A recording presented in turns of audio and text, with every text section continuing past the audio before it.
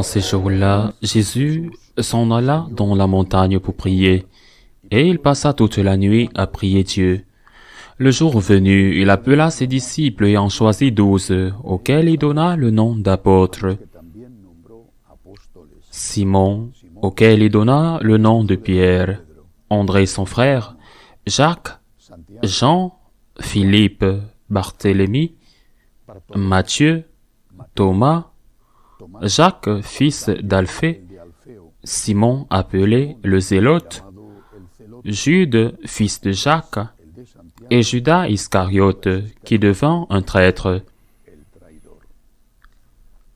Jésus descendit de la montagne avec eux et s'arrêta sur un terrain plat. Il y avait là un grand nombre de ses disciples et une grande multitude de gens venus de toute la Judée, de Jérusalem et du littoral de Tyr et de Sidon. Ils étaient venus l'entendre et se faire guérir de leur maladie. Ceux qui étaient tourmentés par des esprits impurs retrouvaient la santé et toute la foule cherchait à le toucher, car une force sortait de lui. Il les guérissait tous. Acclamons la parole de Dieu. Quand nous définissons l'Église catholique, nous définissons qu'elle est une sainte, catholique et apostolique. Une signifie que, bien qu'elle soit présente dans de très nombreux pays, nous avons la même foi et célébrons la même liturgie. Bien qu'il puisse y avoir des rites différents, nous sommes aussi une seule Église, une unie. Nous sommes sous l'autorité du vicaire du Christ. Chaque évêque dans son diocèse est le successeur des apôtres, mais tous sont en unité avec le vicaire du Christ. Nous disons que l'Église est sainte parce qu'elle offre les instruments de sanctification, les sacrements qu'elle offre, certains exclusivement par des prêtres, ou par l'évêque, ou par un prêtre délégué par l'évêque, comme dans le cas de la confirmation. Mais seul l'évêque, par exemple, peut ordonner des prêtres ou ordonner des diacres. Nous disons qu'elle est catholique, ce qui signifie universelle, parce qu'il ne s'agit pas d'une église nationale, même si en langue vulgaire, nous disons l'église allemande ou l'église espagnole ou l'église colombienne. En réalité, c'est une expression incorrecte. La véritable expression authentique devait être l'Église qui est en Colombie, qui est au Mexique, qui est en France, c'est-à-dire que l'Église est une Église sainte, catholique, universelle. Il n'y a pas d'Église nationale qui a sa liturgie ou qui a son credo, qui a sa morale. Non, elle est universelle. Et nous disons enfin qu'elle est apostolique. Cela signifie que c'est une Église qui est apostolique, qu'elle est apostolique. Cela veut dire que cette Église est soutenue, appuyée sur le pilier des apôtres, et cela veut dire que nous, catholiques, nous avons la même doctrine qui a été enseignée par les apôtres, qui étaient des témoins oraux, auditifs et visuels. Ils étaient des témoins de ce que notre Seigneur a fait, de ce que notre Seigneur a enseigné, de sa mort et de sa résurrection.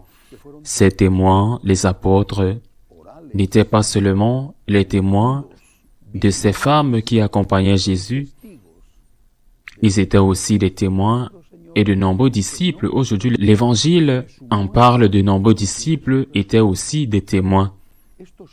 Mais c'est à eux qu'est confiée cette tâche particulière de transmettre l'enseignement et de transmettre les sacrements.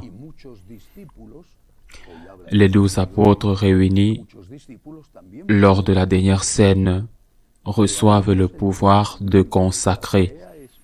Faites ceci en mémoire de moi.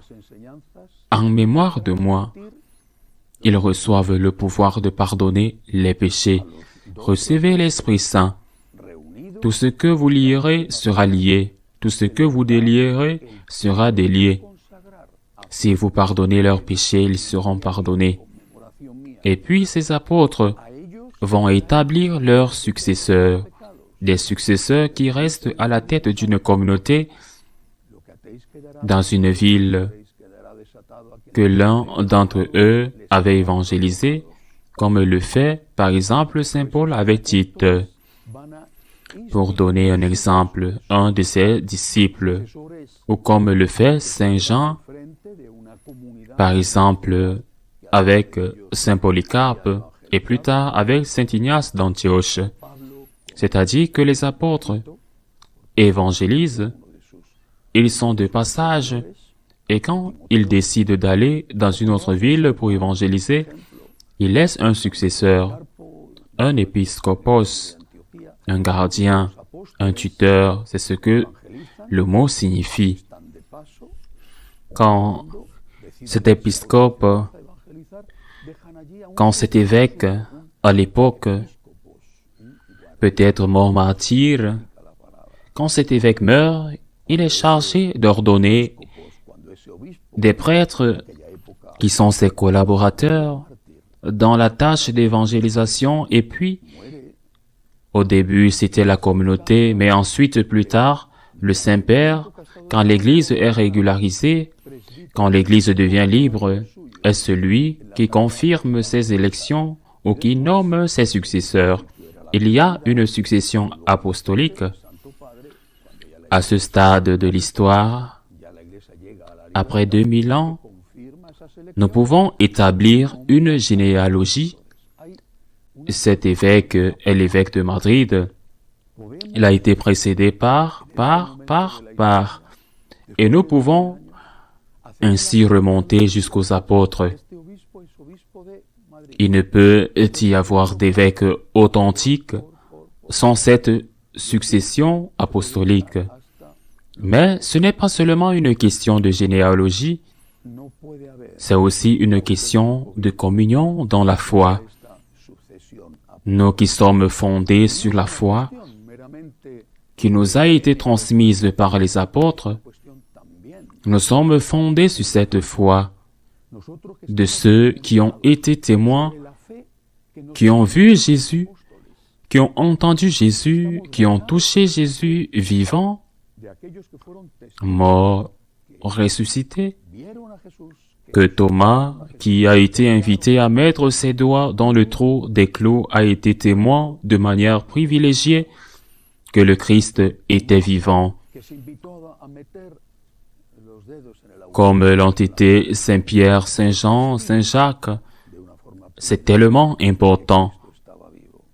Quand aujourd'hui, certains disent que les enseignements de Jésus n'ont pas été correctement transmis ou osent même dire de manière blasphématoire que notre Seigneur s'est trompé sur certaines choses parce qu'il était conditionné par son époque. Nous devons dire que nous croyons en Jésus et que nous croyons en la fidélité de ceux qui ont raconté ce qu'ils ont vu et n'ont pas inventé parce qu'ils ont donné leur vie comme certificat d'authenticité, que ce qu'ils enseignaient était exactement ce que Jésus leur avait enseigné. Personne n'invente un mensonge pour être écorché vif, comme Saint Barthélemy, ou crucifié à l'envers, comme Saint Pierre. C'est vrai que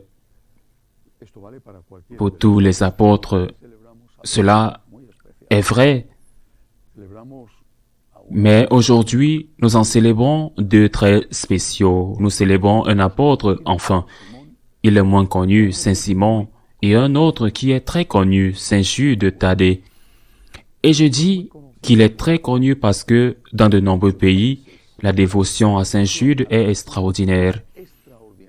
Personnellement, je me joins aussi à cette liste de dévots de Saint Jude, et à de nombreuses occasions, des gens se sont tournés vers lui pour obtenir de l'aide dans des cas vraiment difficiles et désespérés. Les saints, dans ce cas, Simon, Jude, deux apôtres, toujours, ils nous montrent le chemin vers Dieu. Ils ne sont jamais en point final, ils sont toujours en point final. Nous venons à eux, nous imitons leur exemple et ils nous renvoient au Christ. Faites tout ce qu'il vous dira, a dit la Sainte Vierge, la Sainte au-dessus de tous les saints, à ses serviteurs lors des noces de Cana. Mais certains d'entre eux ont un don spécial. Les saints, et pas même la Sainte Vierge, font des miracles. Les miracles sont faits par Dieu. Mais le Seigneur a permis qu'il y ait des intercesseurs. La Sainte Vierge a été un intercesseur dans le miracle des noces de Cana. Pour donner un exemple, il est très clair que c'est dans l'Évangile, c'est évident, et ensuite la tradition nous le répète encore et encore. Avec tant d'intercesseurs, avec tant de saints, allons vers les saints, allons vers Saint Jude pour demander de l'aide. Mais n'oublions pas qu'à la grâce doit succéder une action de grâce, que si vous demandez, vous devez être reconnaissant et accepter que ce que vous demandez, même si vous ne le comprenez pas, n'est peut-être pas ce qui vous convient le mieux. Alors, vous devez demander avec courage, sans crainte, mais aussi avec humilité, et vous devez demander que la volonté de Dieu soit toute faite. Je veux confier à Saint Jude d'une manière particulière, à Saint Simon et à Saint Jude. Je parle de Saint Jude plus parce que j'ai une grande dévotion, une très grande affection pour lui. Je vais leur confier l'Église en ce moment très délicat où elle se trouve, mais je veux aussi leur confier une région du monde qu'ils ont évangélisée, Saint Jude en particulier. Cette région à cheval sur l'Asie et l'Europe, connue sous le nom d'Arménie. Les chrétiens y souffrent beaucoup. Ils souffrent beaucoup et il y a plus de 100 000 réfugiés qui ont dû fuir leur maison à cause de la pression exercée par les musulmans. Nous recommandons à Saint Jude, qui a donné sa vie là-bas précisément pour évangéliser ce peuple. Nous recommandons à Saint Jude ce pays bien-aimé et ce peuple qui souffre depuis longtemps et qui a toujours été la cause de représailles et de persécutions cruelles. Nous demandons à Saint Jude, à Saint Simon et à Saint Jude de nous aider dans nos difficultés quotidiennes. Ainsi soit-il.